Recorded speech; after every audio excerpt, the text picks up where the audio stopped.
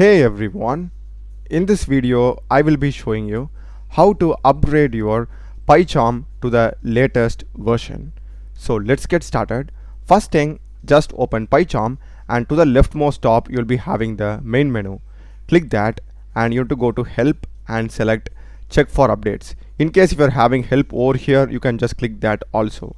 So just select check for updates. And if you have any updates, we'll be getting this pop-up. If you don't have any updates, it will just won't show you here. So in my case, I'm having this update, so I will just select this update 1, and this is the update that's going to take place, and the description of it, you can just select update and restart.